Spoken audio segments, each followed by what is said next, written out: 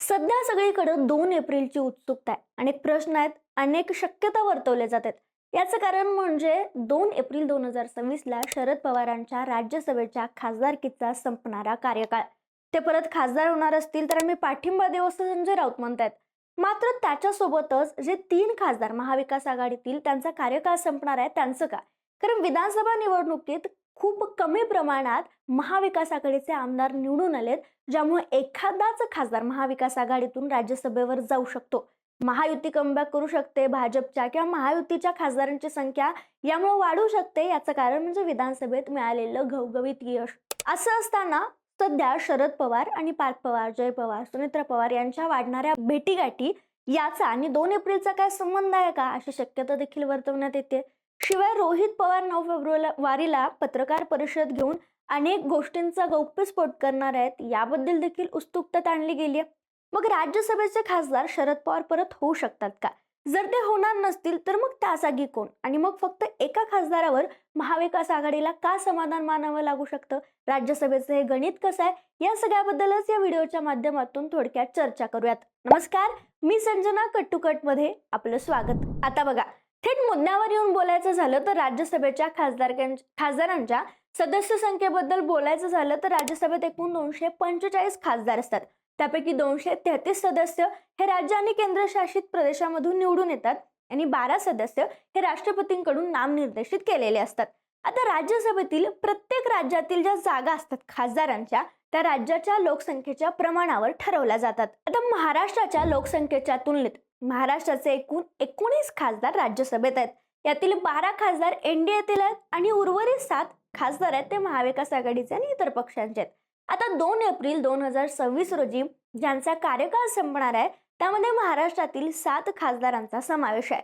यामध्ये धैर्यशील पाटील, भागवत कराड, फौजिया खान, शरद पवार, प्रियंका चतुर्वेदी, रामदास आठवले आणि रजनी पाटील यांचा समावेश आहे.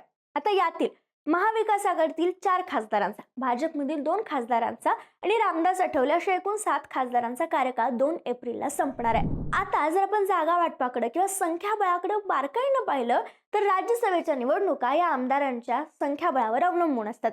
विधानसभेतील आमदार मतदान करतात आणि ठराविक कोटा पूर्ण झाल्यानंतर त्या पक्षाचे खासदार निवडून येतात. आता महाविकास आघाडी आणि महायुती या दोन्हींच्या आमदार संख्येकडे जर नजर टाकली तर यावेळी महायुतीचे आमदार जास्त असल्यानं महायुती आरामात 6 खासदार निवडून आणू शकते आणि महाविकास आघाडीला राज्यसभेच्या या निवडणुकीत एका खासदारावर समाधान मानावं लागू शकतं, असं चित्र स्पष्टपणे दिसतंय.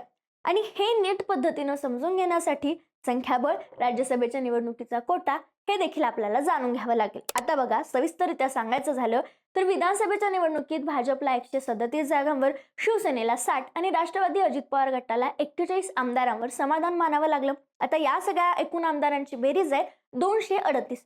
आता जर आपण महाविकास आघाडीकडे पाहिलं तर राष्ट्रवादी शरद पवार गटाला 10 जागा, शिवसेना ठाकरे गटाला 20 जागा आणि काँग्रेसला फक्त 16 जागांवर आमदार निवडून आणण्यात यश आलं आणि या सगळ्यांचा एकूण कोटा होतो तो म्हणजे 46. आता बघा, राज्यसभेचा जो कोटा आहे त्यामध्ये एका उमेदवारासाठी प्रत्येकी आवश्यक मतं असतात ती म्हणजे 37.5 आणि रिक्त जागा आहेत त्या आहेत 7.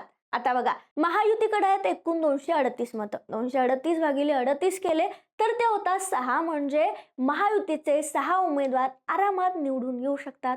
कारण इथं त्यांचे आमदार असल्यामुळे जर महायुतीकडून जे खासदार असतील त्यांनाच मतदान होऊ शकतं. हे अगदी सोपं गणित आहे. आता महाविकास आघाडीकडे एकूण मतच फक्त आहेत, म्हणजे एकूण आमदारच फक्त आहेत 46. 46 भागिले 38 म्हणजे 1, म्हणजे महाविकास आघाडीचा फक्त एकच उमेदवार निवडून येऊ शकतो. त्यात ही थोडी मतं बाकी राहतील, शिवाय महायुतीची ही 10 मतं बाकी राहतील. ही 10 मतं जरी महाविकास आघाडीत आली तरी त्याचा काही उपयोग होणार नाहीये, हे स्पष्टपणे दिसून येते. आणि म्हणूनच आता हे सगळं गणित बघितल्यानंतर, हे सगळं गणित पाहिल्यानंतर मोठा प्रश्न असा उभा राहतो की महाविकास आघाडीतील जे 4 खासदार आहेत ज्यांचा कार्यकाळ संपतोय त्यात फक्त एकालाच पुन्हा संधी देता येईल अशी स्थिती आहे. आणि यावरच बोलताना नुकतंच संजय राऊत यांनी स्पष्ट केले की जर शरद पवारांना पुन्हा राज्यसभेवर जायचं असेल तर महाविकास आघाडी त्यासाठी प्रयत्न करेल. आता शरद पवार यांनी मी खासदारकी लढवणार आहे असं ठरवलं तर त्या जागेवर तेच राज्यसभेत जाण्याची शक्यता आहे, कारण एकच जागा आहे. पण मग उर्वरित 3 खासदारांचं काय? त्यांना पुन्हा उमेदवारी मिळेल का? आणि जरी मिळाली तर ते निवडून येतील का? हा सगळ्यात मोठा प्रश्न आहे. कारण सध्याच्या संख्याबळात महाविकास आघाडीला एकाच जागेपुरता वास्तववादी दावा करता येतं. आता दुसरी शक्यता अशी आहे की जर शरद पवार यांनी स्वतः राज्यसभेची निवडणूक लढवणार नसल्याचं सांगितलं तर मग त्यांच्या जागी कोणाला संधी दिली जाणार. आणि इथंच एक महत्वाचा राजकीय प्रश्न उभा राहतो, पवार कुटुंबाची तिसरी पिढी या राज्यसभेच्या माध्यमातून राजकारणात एंट्री घेणार का? जसं मी मागील व्हिडिओत उल्लेख केला होता, तो व्हिडिओ तुम्ही पाहिला नसेल तर नक्की पहा. मग तसं झालं तर ही केवळ निवडणूक नसून पवार घराण्याच्या राजकारणातील पुढील अध्यायाची सुरुवात ठरणार आहे. अशात अजून एक चर्चा सुरू आहे, ती म्हणजे पवार कुटुंबांच्या दोन्ही गटांमधील वाढणाऱ्या भेटीगाठी. अलीकडे पार्थ पवार, जय पवार, युगेंद्र पवार हे शरद पवारांसोबत वाढत्या भेटीगाठी करताना दिसतात, ज्याच्या माध्यमामध्ये चर्चा होते. त्यामुळे या भेटीगाठींचा 2 एप्रिलशी काही संबंध आहे का, असा सवाल देखील उपस्थित केला जातोय.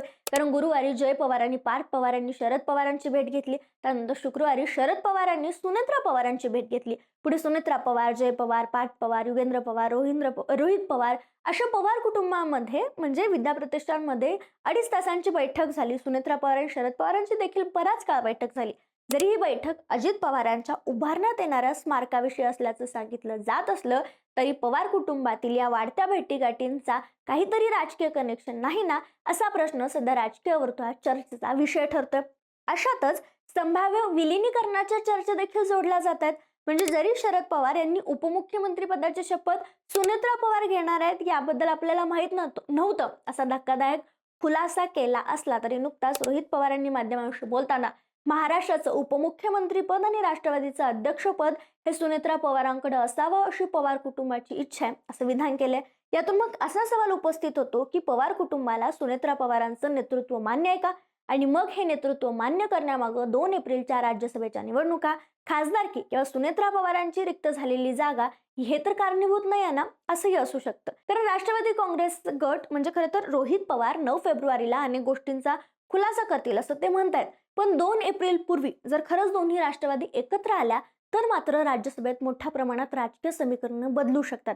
महाविकास आघाडीतून अनेक दुसऱ्या नेत्याला उमेदवारी मिळू शकते. शरद पवारांना अजित पवारांच्या राष्ट्रवादीच्या खासदारांची साथ देखील मिळू शकते. अशी अनेक शक्यता सध्या वर्तवल्या जातात.